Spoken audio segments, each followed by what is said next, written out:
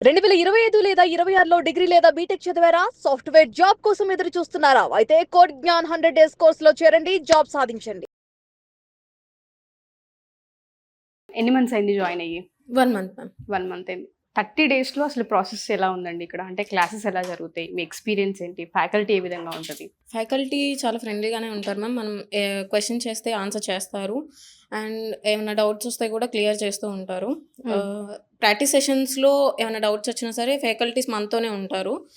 So, బాగా explain చేస్తారు. And morning classes అవర్స్‌లో ప్రోగ్రామ్ చెప్పిన తర్వాత మళ్ళీ ప్రాక్టీస్ చేయడానికి టైం ఇస్తారు. ఓకే. అండ్ ఆ టైంలో ఏమైనా డౌట్స్ వస్తే కూడా మనం అడగొచ్చు. ప్రాక్టికల్‌గా అంటే మీరు అంటే చేత్తో రాయడమా? లేదు అంటే ల్యాప్‌టాప్ మీద ప్రాక్టీస్ చేస్తూ ఉంటారా కోడింగ్ అనేది? బుక్ మీద రాయడం కూడా ఉండిద్ది మ్యామ్. అలాగే సిస్టంలో చేసేది కూడా ఉండిద్ది. ఓకే. ఈవెన్ బుక్లో రాసేటప్పుడు డౌట్ వచ్చినా అడగొచ్చు. అండ్ సిస్టంలో ప్రాబ్లం అయినా సార్ చూస్తారు. ప్రాజెక్ట్ ఎలా బిల్డ్ చేయాలి అన్న వాటిపైన కూడా అవేర్‌నెస్‌ని క్రియేట్ చేస్తున్నారా అండి ఇక్కడ? Yes ma'am. ఓకే. ఎలా ఉంది ఆ ఎక్స్‌పీరియన్స్ ఎలా ఉంది? అంటే అది కాలేజ్‌లో మనకి అంత ప్రాక్టికల్‌గా ఎక్స్‌పీరియన్స్ అయ్యాం కదా! ఇక్కడ ఎలా ఉంది అది? నాకు పర్సనల్గా అయితే it was very useful for me ma'am. Resume buildup కానీ దాన్ని ఎలాగా ఏది పెడితే ఇంకా స్కిల్స్ అనేవి డెవలప్ అవుతుంది అనేది నేను బాగా నేర్చుకున్నాను. ఓకే. కోడ్‌నైన్‌లో ఎక్కువగా మేము చేసింది కూడా రెజ్యూమ్ మీదనే వీడియోస్. రెజ్యూమ్ షార్ట్ లిస్ట్ అవ్వడానికి ఇలాగే ఉండాలని ఒక ఫార్మాట్ ఉంటుంది. అది మీకు అర్థమవుతుందా? అది ఎక్స్‌ప్లెయిన్ చేశారా ఇక్కడ? చేశారు మ్యామ్. ఓకే. ఎన్ని డ్రైవ్స్ చూపిస్తున్నారండి కోడ్9 వాళ్ళు? మ్యామ్ పోర్టల్లో అయితే ఇప్పటిదాకా 6 డ్రైవ్స్ వరకు వచ్చినాయి మ్యామ్.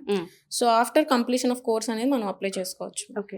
ఆడపిల్లలకి కోడ్9 ఎలా ఉంటుంది సేఫ్టీ అండ్ సెక్యూరిటీ? సేఫ్టీ అయితే ఫుల్గా ఉండొద్దు మ్యామ్. ఓకే. ట్రస్టబుల్నే. మెంటర్స్ కూడా చాలా ఫ్రీగా ఉంటారు. మనకి ఏమైనా ప్రాబ్లం ఉన్నా చెప్పుకోవచ్చు. ఇప్పటిదాకా అయితే నో ప్రాబ్లం మ్యామ్. బాగుంది. ఎప్పుడు పాస్డ్ అవుట్ మీరు? 2025 2025. ఇక్కడ జాయిన్ అయ్యి ఎన్ని మంత్స్ అవుతుంది? సో 1 మంత్ అవుతుంది మ్యామ్. 1 మంత్ అవుతుంది. ఈ 30 రోజుల్లో డే యాక్టివిటీ ఏ విధంగా ఉంటుందండి ఇక్కడ? సో అసలు మార్నింగ్ 10:30కి క్లాసెస్ స్టార్ట్ అవుతాయి. So 10:30 to 12:30 morning DSA class జరుగుతుంది.